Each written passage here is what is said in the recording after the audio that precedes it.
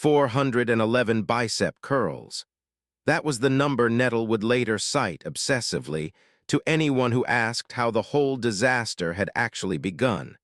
Not the gravity chamber's death shriek, not the puddle Dr. Vorlash had briefly become, but a single human woman lifting a station-standard weight bar with one hand, like it was nothing, on her very first hour aboard Research Outpost Theta 9.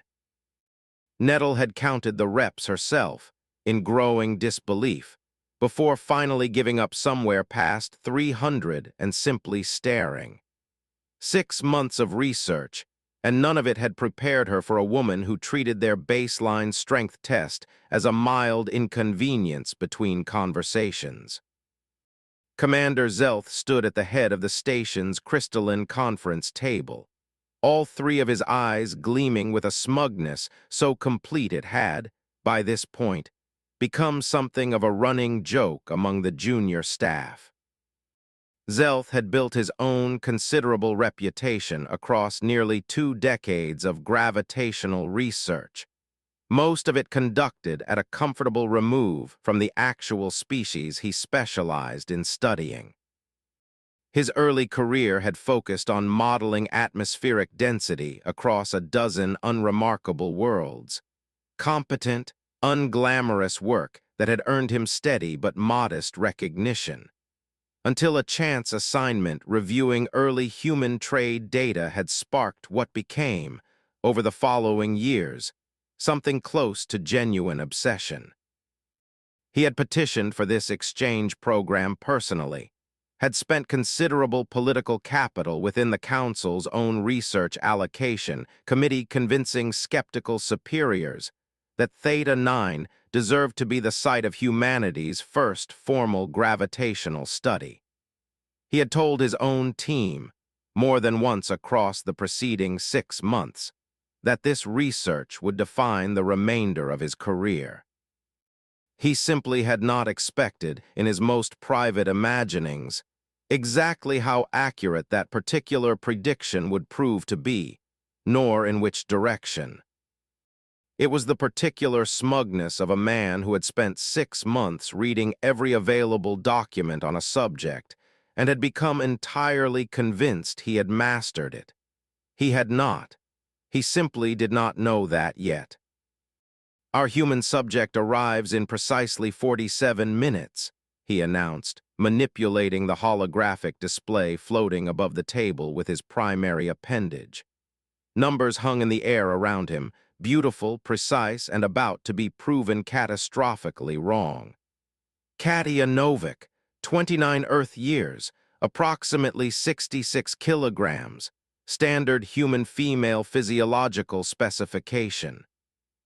Colleagues, today marks the culmination of our exhaustive research into Earth's gravitational conditions." Around the table, his team nodded with equal self-satisfaction. There was Nettle, the junior research assistant whose actual name was unpronounceable by any translator yet devised, but who sounded, whenever she spoke quickly, like someone dropping a drawer full of silverware, hence Nettle. She had personally compiled 281 charts on Earth's gravitational properties. Beside her sat Dr. Vorlash, the station's lead physiologist, whose award-winning dissertation had essentially reduced gravity to a mathematical certainty. And at the far end sat Ping, the equipment specialist, whose actual name translated to something poetic and untranslatable, but who everyone simply called Ping because that was the sound his own translator made whenever he grew excited, which was often. "Standard," Nettle repeated, her mouth parts clicking in the sound that passed, among her species, for a dry laugh. "As if there's anything standard about a species that evolved under 9.8 meters per second squared." The group shared a round of knowing laughter. They had, after all, studied Earth's gravity extensively. They knew that number backward and forward. They had modeled its effect on muscle density, bone structure, cardiovascular efficiency. They had, above all else, charts, so many charts. Dr. Vorlash leaned forward, his gelatinous form rippling with enthusiasm. I have prepared a comprehensive testing schedule. We begin with standard mobility assessments in the station's point 0.6 gravity environment, then gradually introduce her to higher gravitational fields using the centrifuge chambers. Precisely, Zelth agreed, his confidence thick enough to spread on toast. Our research indicates humans in reduced gravity experience increased mobility, decreased fatigue, enhanced physical performance. She will likely describe the experience as, and I quote directly from the literature, easy or light. Point 0.6, Ping chirped, his translator emitting a satisfied little tone. 60% of what she's accustomed to. She should find our station positively liberating, practically floating. Nettle pulled up yet another chart, because apparently they had not consulted nearly enough charts yet. I've cross-referenced 17 separate studies on human adaptation to low gravity. Environments. All indicate an adjustment period of roughly 2 to 4 hours, followed by what the human literature colloquially describes as bouncing around like an idiot. More laughter, more charts, more confidence, all of it about to be shattered into roughly 1,000,000 pieces. Gentlemen and Nettle, Zelth said, using a human term of address he had specifically learned for this occasion and feeling very cosmopolitan about it. We have committed considerable resources to preparing for this exchange. The Galactic Council entrusted this research to us specifically because of our expertise in gravitational physics. We are experts, Dr. Vorlash agreed, his form wobbling with pride. We have studied their world extensively, Ping added. We understand Earth's gravity better than most humans do, Nettle declared. The universe, as it turned out, possessed a sense of humor, and it was about to laugh directly in all 4 of their faces. A soft tone chimed through the briefing room as the docking bay's announcement system crackled to life. Transport vessel arriving. Human passenger Katia Novik preparing for station transfer. Katia Novik had, in truth, very nearly declined the exchange assignment entirely. She had spent the preceding 4 years working as a structural inspector on Earth's own orbital shipyards, a career she'd fallen into almost by accident after an early attempt at competitive weightlifting had ended, not from injury, but from what she'd later describe as simple boredom with lifting things that never lifted back. The assignment offer had arrived through her employer with minimal detail attached.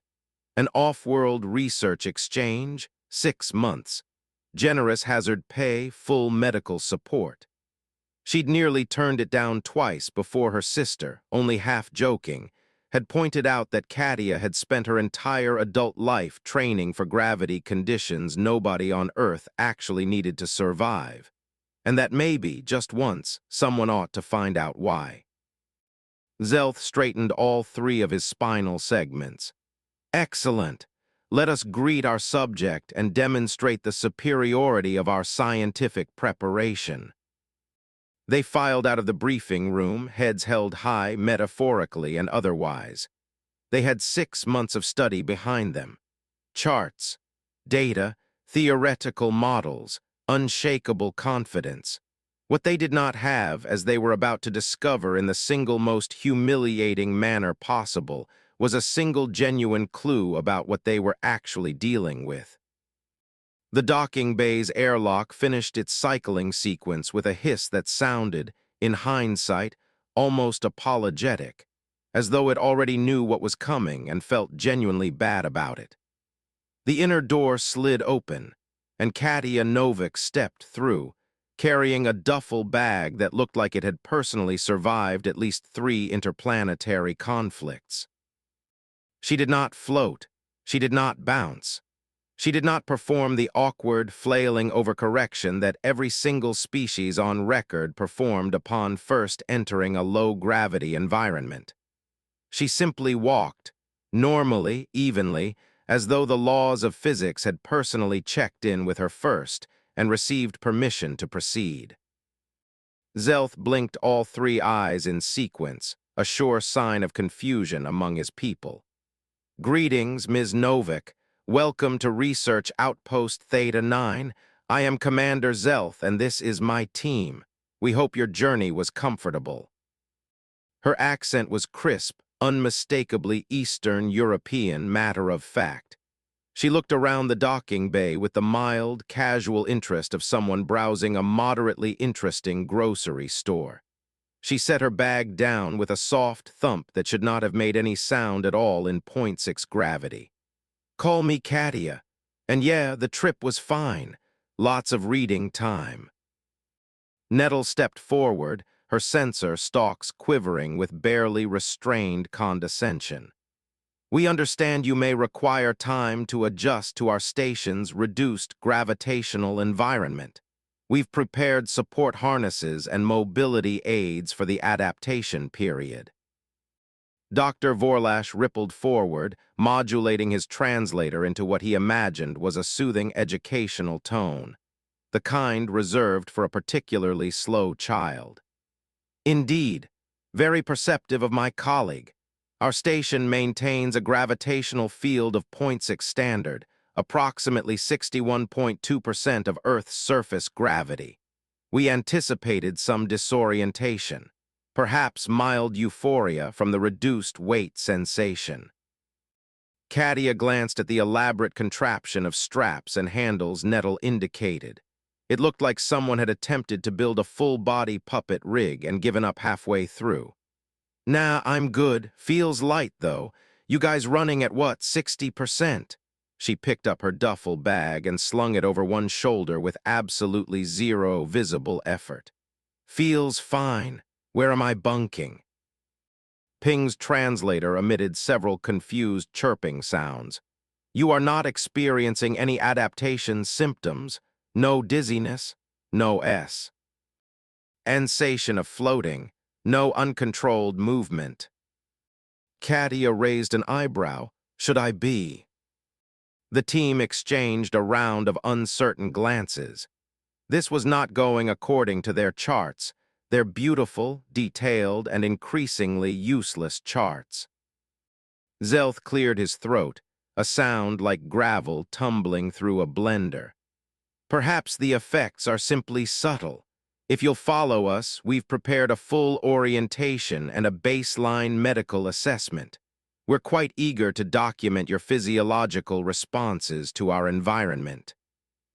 She walked, not the careful bouncing gait every other species used in low gravity, not the sliding shuffle, not the desperate grab-every-handhold technique visiting delegations typically adopted. She walked like she was strolling through a park on a Sunday afternoon. Each step carried weight presence, a kind of controlled precision that should not have been possible while experiencing 39% less gravity than her body was ostensibly designed for. "Sure thing," Katia said, and followed them down the corridor. And this was where things began for the research team to get genuinely strange. Nettle kept sneaking glances at Katia's legs, her sensors working overtime, cataloging muscle movements that were, by every model in her extensive personal archive, entirely wrong. They should have been overcompensating, pushing too hard, launching the human into uncontrolled trajectories with every stride. Instead, Katia moved like someone who had lived on the station for years. "So," Katia said conversationally, "what kind of tests are we talking about?" "Cardio, strength assessments, endurance work," Dr. Vorlash managed, regaining some of his earlier smugness. "We've prepared a comprehensive battery of examinations. Nothing too strenuous, of course. We wouldn't want to overtax you in these conditions. Our models suggest humans in reduced gravity can sustain approximately 40% higher performance metrics than in their native environment." 40% higher, huh? Kadia's smile was small, and in a way the research team did not yet understand, faintly terrifying. Sounds fun. She dropped her duffel bag on the floor. It landed with a solid thunk that made everyone except her flinch. They reached the medical bay, and Zelth gestured toward the examination area with what he believed was gracious hospitality. Please make yourself comfortable. We'll begin with simple baseline measurements. Simple, Katia repeated, that same small smile still playing at her lips. Got it. The testing wing occupied an entire section of the station, equipped with what Zelth had proudly described as state-of-the-art physiological monitoring equipment, which was, in fairness, accurate, assuming state-of-the-art had prepared anyone for literally anything except what was about to happen. We'll begin with basic mobility, Dr. Vorlash announced, positioned behind a bank of monitoring screens. Please walk from your current position to the marker at the far end of the room. Approximately 20 meters. Take your time. Katia walked to the marker. It took her 8 seconds, normal walking pace in 0.6 gravity, where it should have taken either considerably longer, out of caution, or considerably shorter, from the bouncing every other visiting species inevitably displayed. Interesting, Ping muttered, his translator making a sound like a confused printer. The kinetic energy distribution is entirely wrong. She should be airborne for 0.7 seconds between strides. She is airborne for 0.3. Perhaps her muscle control is simply exceptional, Zelth suggested, though his voice carried noticeably less confidence than it had an hour earlier. Let us proceed to strength assessments. They brought out the resistance equipment, standard gear calibrated for 0.6 gravity, designed to provide a moderate challenge for most species operating within the station's environment. 30 kilograms, Dr. Vorlash explained, which in our current gravity effectively masses at 18, a reasonable starting point for baseline assessment. Katia picked it up with one hand, casually the way a person might lift a coffee cup, and did a few unhurried bicep curls while the entire research team stared in collective, quiet horror. This is the baseline. You guys got anything heavier? Nettle made a choking sound her translator gamely attempted to render as words. Heavier? That is the standard assessment weight. Most species require both manipulator appendages simply to lift it. Huh, Katia said, setting it down without even breathing hard. Okay, what's next? What came next was a cardiovascular assessment on what the station's fitness equipment optimistically referred to as a running platform, essentially a treadmill calibrated to provide aerobic challenge without overtaxing visitors. Zelth set it to 5 kilometers an hour. Katia walked, then jogged, then ran. 8, 12, 15 kilometers an hour. Andy still, by every visible measure, entirely fine. Her heart rate is only at 130 beats per minute, Dr. Vorlash said, his voice climbing steadily toward something like panic. At this pace, in these conditions, it should be approaching 180. Is she not even trying? Katia, who absolutely was not even close to trying, gave them a cheerful thumbs up while maintaining a pace that would have hospitalized most of the station's other resident species. Perhaps we should, Zelth started, then stopped, because he had genuinely no idea how to finish that particular sentence. Nettle, watching her carefully compiled charts transform in real time into expensive confetti, decided sarcasm was the only reasonable response left available to her. Well, this is going splendidly. Our 6 months of research has prepared us perfectly. I especially enjoy the part where literally everything we predicted is completely, catastrophically incorrect. "The sensors are fine," Ping shot back. "Our understanding of basic physics, however, appears to have some gaps, large gaps, canyon-sized gaps." Katia had by that point been running at the platform's maximum speed for 12 straight minutes. She was not gasping. She was not stumbling. She showed no sign whatsoever of the fatigue that should, by every prior study Nettle had cross-referenced, have set in 9 minutes earlier. "How long can you maintain this pace?"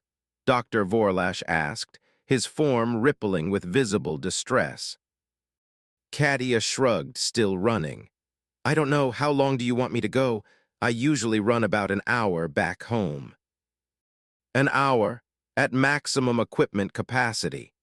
In conditions they had calculated would enhance her performance by 40%, meaning she should, by their own math, have been exhausted in half the normal time.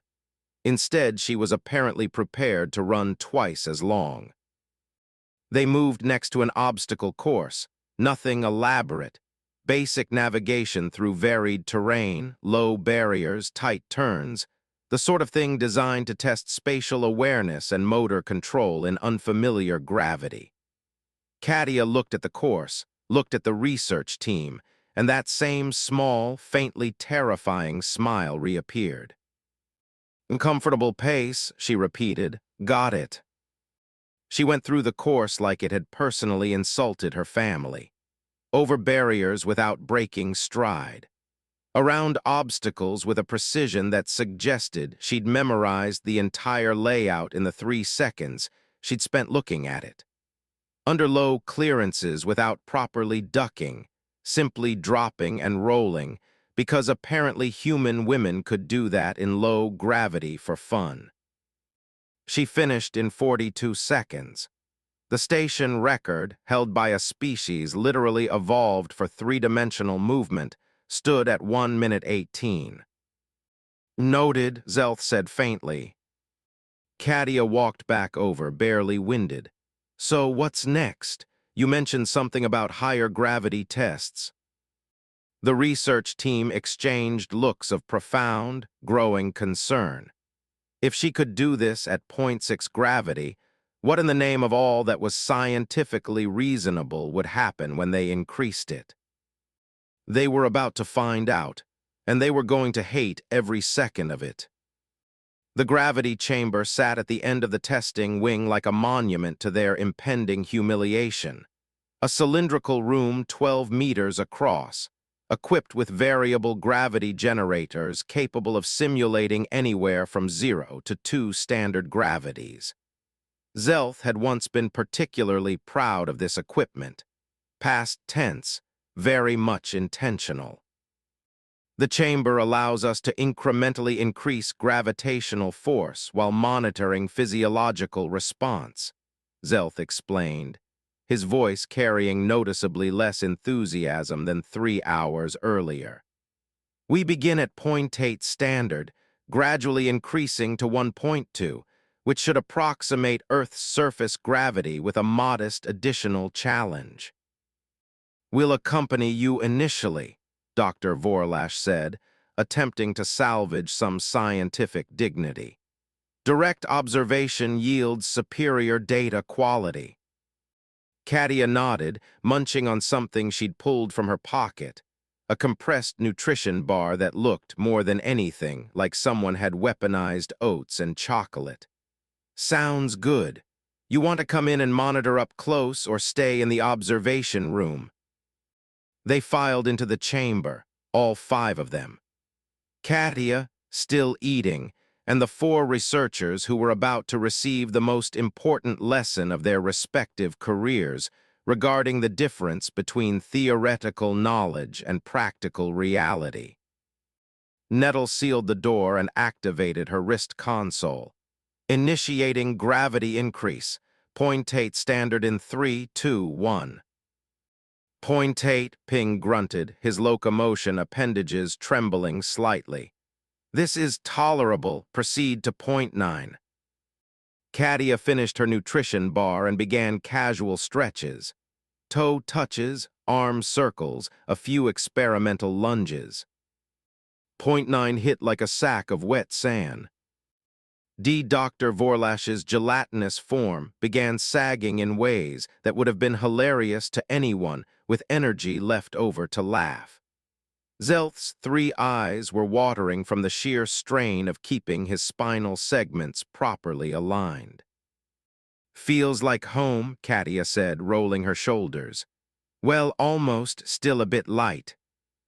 "You are feeling acceptable?"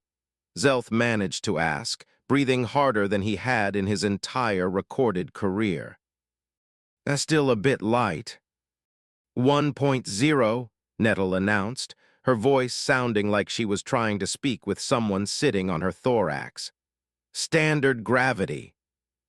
This was it, Earth's gravity in theory. 9.8 meters per second squared. The force that had, by every model this team had ever built, shaped human evolution, human bone density, human cardiovascular architecture. Ping went down first, simply and completely. "Reducing his personal field to 0.6 for safety," Nettle observed unnecessarily, since he was very obviously down. A localized field adjustment brought him back to something resembling functional consciousness. He dragged himself to the wall and leaned against it, breathing like he'd just completed a marathon, which, in a sense, he essentially had. A marathon of continuing to exist. Katia pulled out another nutrition bar from a different pocket. How many pockets did those pants actually have? How many bars had she brought aboard? These were, in retrospect, questions the research team should have been asking. Instead, they were mostly occupied with the more urgent problem of remaining vertical. "Shall we continue to 1.2? Dr. Vorlash asked, his form now resembling a particularly distressed puddle. "If you think that's wise," Katia said, in a tone that communicated quite clearly that she did not think it was wise at all, but was being polite about it regardless. Dr. Vorlash simply liquefied. Not metaphorically, he lost structural cohesion outright and became, quite literally, a puddle with a lingering consciousness. "Reducing my own field," he burbled, "immediately. Now, please." Zelth, demonstrating either courage or a considerable lack of judgment, nodded. "Proceed." 1.2 hit like the open hand of an angry god. Zelth dropped to his knees, all 3 eyes squeezed shut, breathing in short, desperate gasps. "This is tolerable. I can maintain. I can observe." Nettle brought him back down to 0.6. He slowly reconstituted himself into something approximately commander-shaped again. "You are not maintaining," Nettle said, her own appendages shaking. "You are dying slowly in front of the human." "Must preserve scientific dignity," Zelth wheezed. "Hey," Katia said gently, crouching beside him with the ease of someone entirely in their own natural element, because she was. 1.2 standard was only 20% more than Earth's surface gravity, for her, roughly equivalent to wearing a slightly heavy backpack. "No shame in tapping out. This is a lot for you guys." "But we studied," Zelth gasped. 6 months charts data we understood." "You understood the numbers," Katia said. "Numbers don't really capture what it feels like to actually live in something, to grow up in it, to have every cell in your body built to handle it."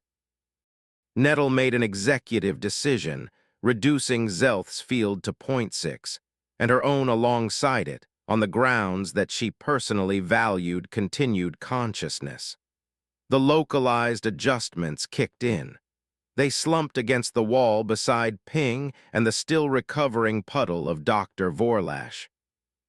Katia stood up, still notably at 1.2 gravity, and did a few jumping jacks. Jumping jacks in the exact conditions that had just thoroughly wrecked 4 trained researchers. She was not even breathing hard. "So," she said, "you want to go higher, or should we call it here?" "Call it," Zelth whispered. Please call it stop this madness. Nettle stared at her instruments with the hollow expression of someone whose entire worldview had just quietly shattered. Our calculations suggested 1.2 standard would represent significant strain, elevated heart rate, rapid fatigue onset, compromised motor function. What's her heart rate? Dr. Vorlash asked weakly from within his tank. Nettle checked, rechecked, checked a third time on the theory that surely the universe was simply playing an elaborate prank on her personally.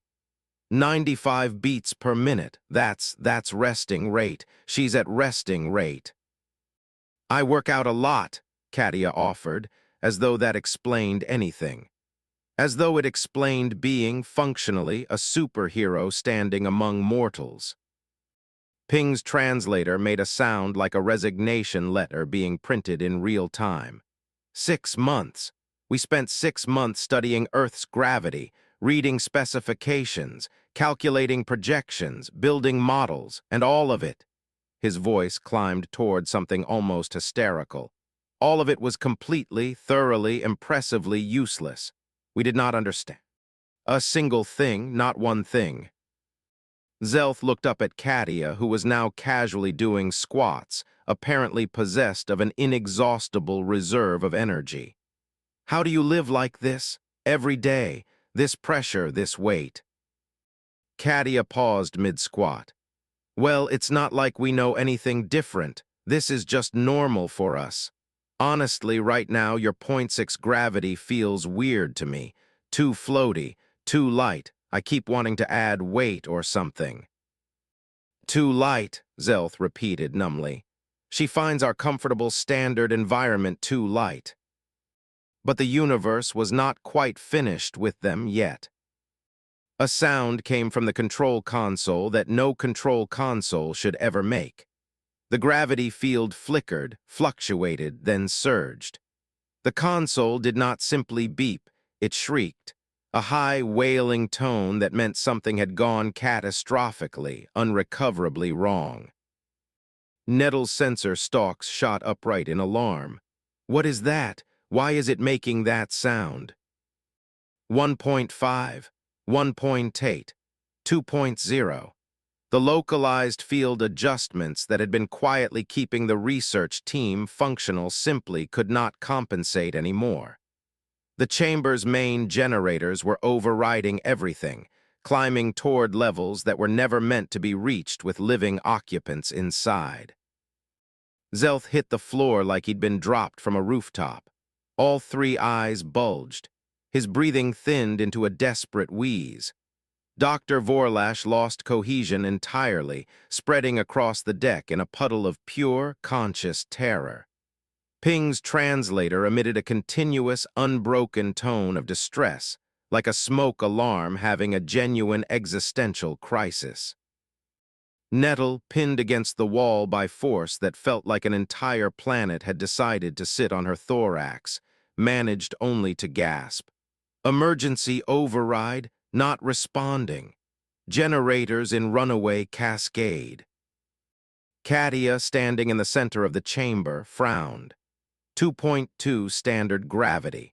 The observation windows had been engineered to withstand explosive decompression. They had not been designed to show researchers watching their own colleagues be slowly crushed by malfunctioning equipment. Through the reinforced glass, faces pressed close, utterly unable to help. Okay, Katia said, her voice strained for the first time since she'd stepped off the transport. This is getting uncomfortable. 2.4. She said uncomfortable the way a person describes a pair of shoes that fit slightly wrong, not a crushing gravitational force actively attempting to liquefy the internal organs of everyone else in the room. Outside the reinforced glass, a small crowd of station personnel had gathered, drawn by the chamber's shrieking alarms, watching helplessly as the crisis unfolded. Among them stood a young medical technician named Cyril, who would later describe the scene to her own recovery counselor as the most helpless she had ever felt in her professional life.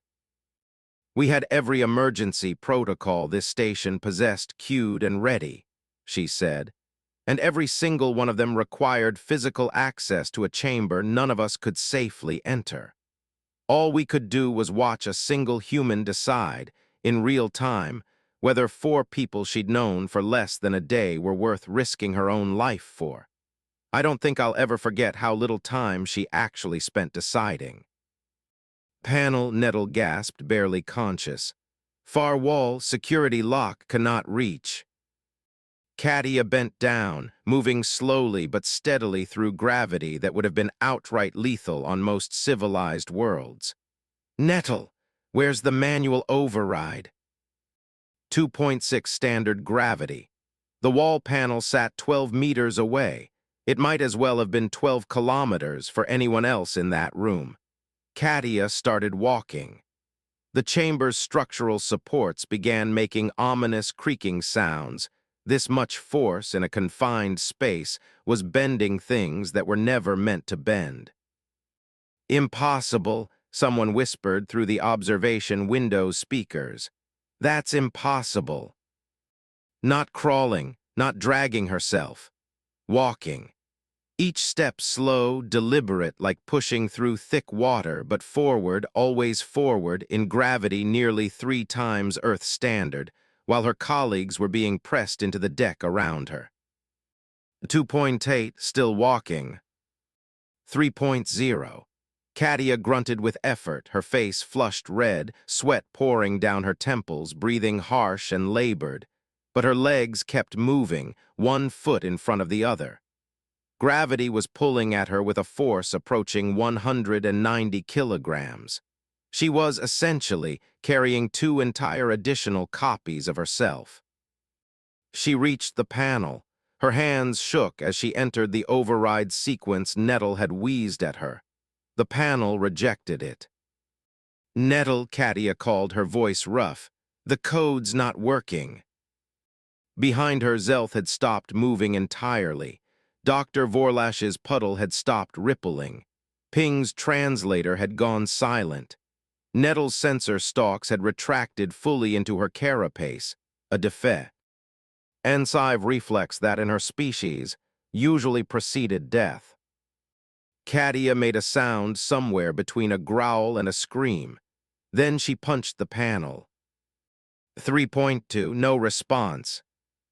She ripped the panel cover off with her bare hands, exposing the manual override switches beneath.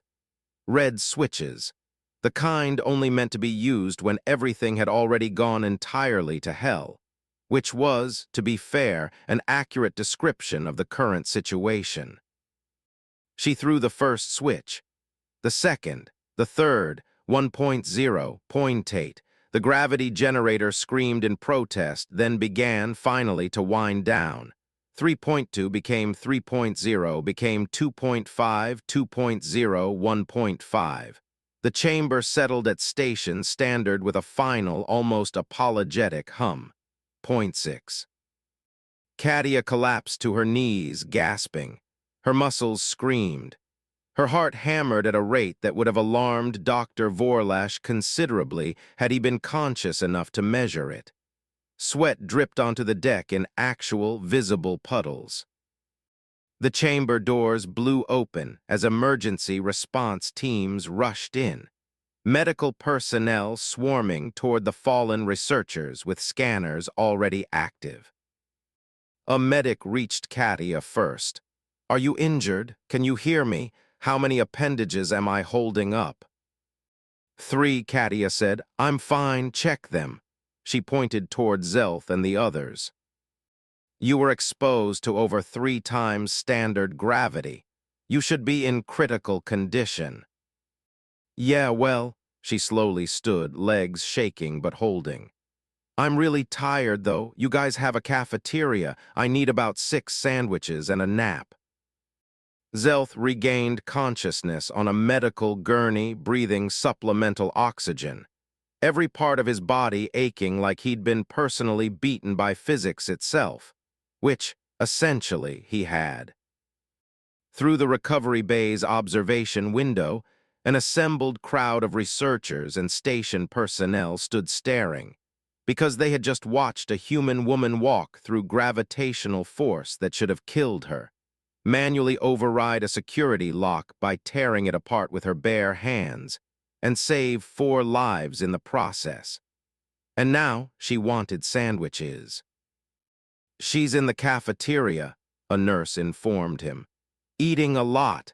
She asked me to tell you she's sorry about the broken panel and that she'll pay for repairs." "The human," Zelth croaked. "Katia, is she all right?"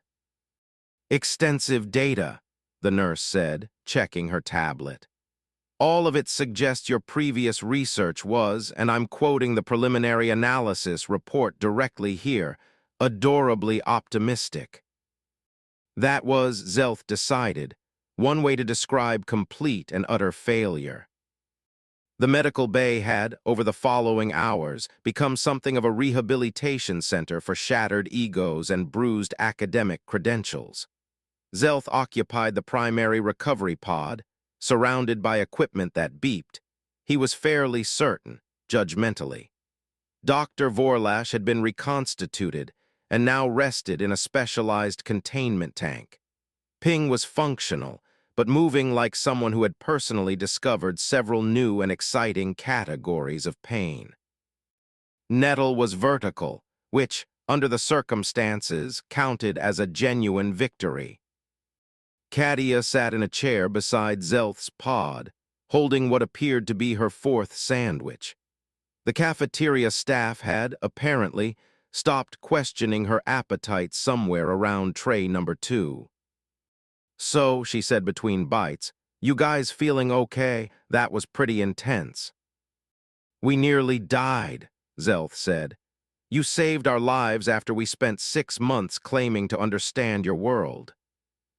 "I've been thinking about your research," Katia said, setting down her sandwich with the care of someone about to deliver difficult news. "And I think maybe there was a communication issue." Zelth's 3 eyes opened slowly, focusing on her with dawning horror. "You've got Earth's gravity, right? 9.8 meters per second squared. But did you actually convert that to your own standard measurement? Like, really check what it means compared to your homeworld?" "We established the conversion ratios," Dr. Vorlash said weakly, rippling in his tank. "Earth's gravity is approximately 1.62 times galactic standard." "Right, 1.62 times. That's more than 1.5 times what most species around here experience as normal." Katia let that sit for a moment. "You guys basically invited someone who lives under almost double your gravity to come hang out and assumed she'd be only slightly more capable than you." "Yeah. No." She pulled up a chart on her data pad. "Here's the thing about living in high gravity your whole life. It's not just muscle strength, it's bone density, cardiovascular efficiency, oxygen processing. Basically everything about our biology is over-engineered for your environment." She showed them an image of a human skeleton. "Our bones are thick, really thick, because otherwise Earth's gravity would crush us. Our hearts pump harder because they've got tea. Oh, fight gravity just to get blood up to our brains. Our muscles are dense because they need to be just to move us around at all." Nettle was frantically taking notes now, her earlier sarcasm entirely replaced by genuine scientific horror. "So when we brought you into 0.6 gravity, you were operating at, what, roughly 37% of your normal physical load." Ping's translator made a sound like a calculator quietly crying. "And when the chamber malfunctioned to 3.2 standard, she was experiencing approximately 1.97 times Earth gravity, nearly double her normal." "Which sucked," Katia confirmed. "That hurt, but it wasn't instantly lethal. Humans have trained at up to 2 times Earth gravity for short stretches, rough but survivable." "We are experts in gravitational physics," Zelth said, something inside him quietly breaking, not physically, but in some deeper, more academic sense. We have advanced degrees, publications, recognition. You're experts in the math, Katia said gently. Math doesn't really capture what it's like to actually live it. No offense, but your species evolved on a world with what, 0.58 standard gravity. 0.58, Zelth whispered. Right, so you've never experienced anything close to Earth normal. You calculated what it would mean. You never understood what it would actually feel like. Dr. Vorlash's form shuddered visibly in his tank. I wrote an entire dissertation on predicted human physiological response to variable gravity. It was peer-reviewed. It won an award. I'm sure it was very well written, Katia offered. Nettle was scrolling through her data pad, recalculating everything with newfound, uncomfortable clarity. Oh no, this is worse than I thought. Every conclusion, every prediction, wrong. Our models predicted humans would experience muscle atrophy and bone density loss in low-gravity environments. But if they're already overbuilt for high gravity, then standard galactic conditions won't cause atrophy at all. They'll make humans stronger, faster, more efficient. She could run a marathon, Ping said quietly to no one in particular. After nearly being crushed to death, she could still run a marathon. Katia nodded. Yeah, that tracks. I've been on the station for like 6 hours and I already feel great. I could probably run one right now.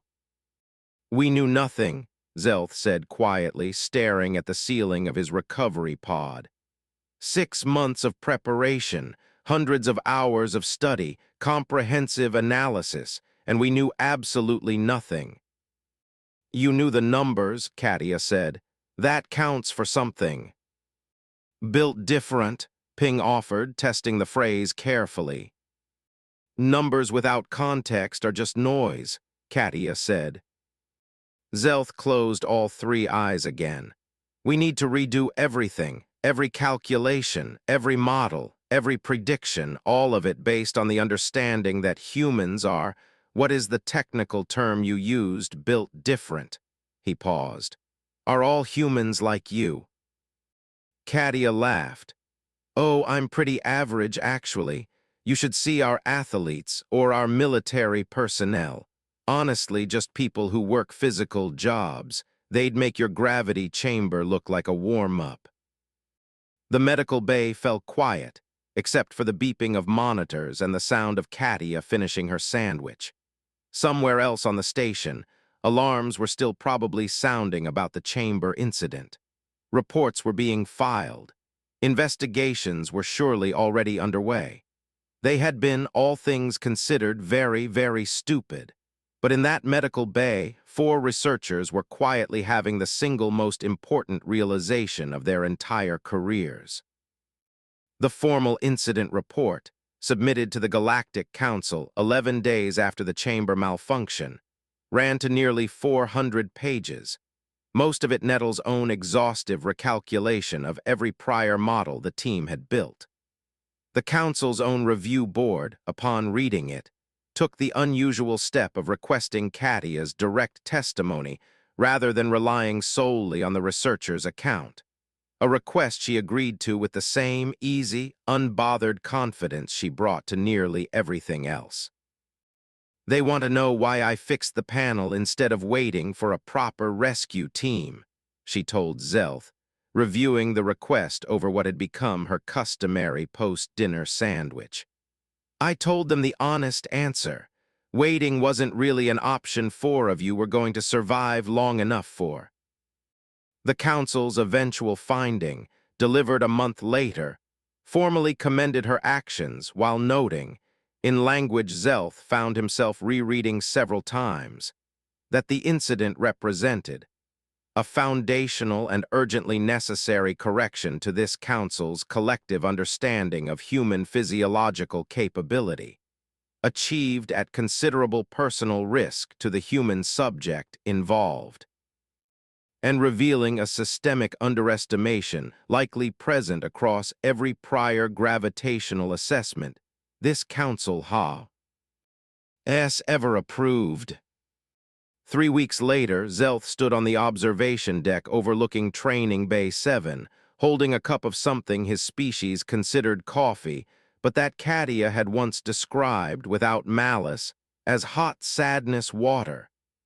He had stopped being offended by her beverage critiques. Mostly. Below, Katia was running through her morning routine.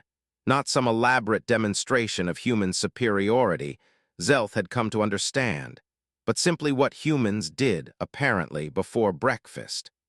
The gravity chamber had been repaired, fitted with considerably improved safety protocols, and a large warning sign that now read, "Humans only beyond this point unless you enjoy medical intervention." Nettle joined him at the window, carrying her own cup of hot sadness water. "She's been going for 43 minutes. Chambers set to 1.4 standard." Katia was running, not jogging, while wearing a weighted vest, because apparently training in high gravity alone was insufficient. Humans, evidently, needed to add more weight to the already considerable experience of additional weight. "I'm aware," Zelth said. "Her heart rate is 140. I'm aware."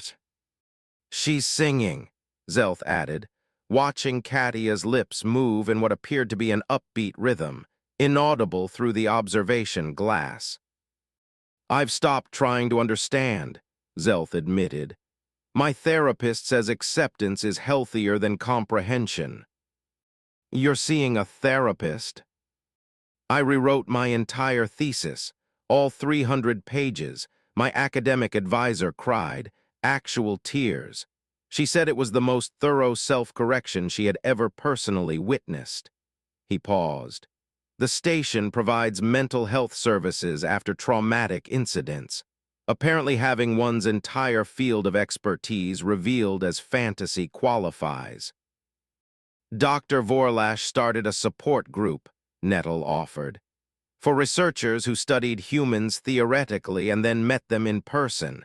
Meets twice a week. 17 members now." 17. There are only 12 researchers on this station. 5 joined remotely from other facilities. Apparently, we weren't the only ones who massively underestimated Earth's gravity. Below, Katia finished her run, stopped the treadmill, and transitioned immediately into some kind of strength routine involving repeatedly lifting a heavy object over her head, because apparently the running had merely been a warm-up.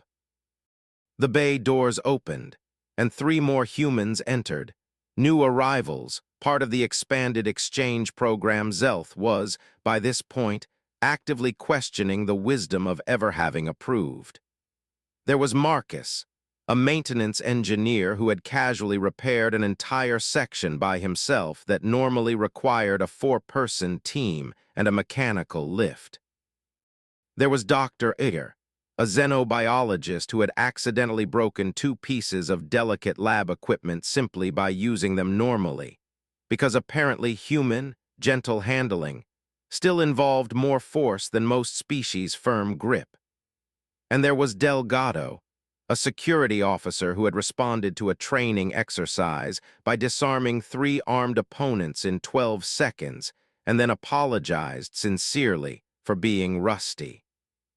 They greeted Katia, and together the 4 humans began some kind of group exercise routine that looked, to Zelth's eye, like it had been choreographed by someone who actively hated the concept of self-preservation. "Humans engage in recreational violence," Zelth said, reciting from the updated cultural briefing he had been formally required to memorize. "It builds community bonds and maintains physical readiness." "They're sparring," Nettle observed. "In 1.4 gravity, they're practicing combat for fun." "Controlled hitting," Zelth said faintly. "I need more hot sadness water." Ping approached, his locomotion appendages still moving with visible caution after his own near-death experience. "Commander, I've completed the comprehensive review of our initial research data. Earth's atmospheric pressure is approximately 1.01 standard, which we classified as normal, except humans evolved at sea level, where it's even higher. They're overbuilt for pressure variation as well. Earth's temperature range spans -40 to +50 Celsius in inhabited zones. Their thermoregulation is sophisticated enough to survive swings that would kill most of us outright. Their oxygen processing efficiency runs roughly 40% higher than most species, owing to cardiovascular systems built for high gravity." "They're better at breathing," Nettle said faintly. "Continue," Zelth said, feeling a headache forming behind his central eye. "Earth's surface is 71% water, most of it toxic to drink directly. Their agricultural history developed under unpredictable rainfall and regular natural disasters. They evolved as persistence hunters, capable of tracking prey for hours, sometimes days. Dr. Igger's report describes their endurance as, and I quote, stupidly high." "OTH. That's in the official report," Zelth said. "The Council has approved expanding the exchange program," Nettle added. "There will be 50 humans stationed across various facilities by next quarter."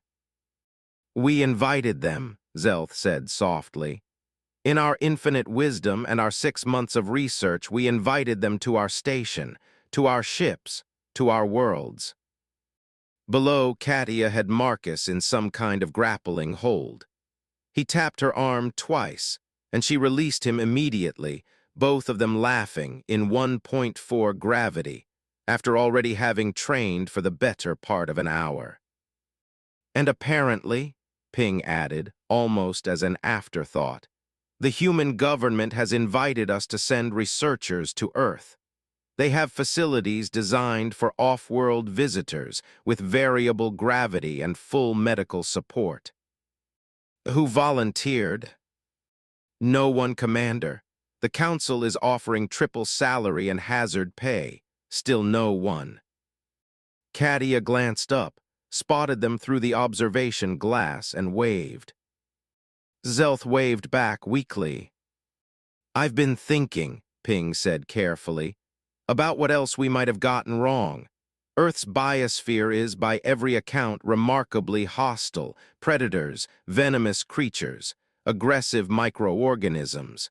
They evolved surrounded by things actively trying to kill them." "Please," Zelth said, "please do not." "And they domesticated some of the predators," Ping continued undeterred. "They keep them in their homes as companions." Zelth closed all 3 eyes and did not open them again for a considerable time.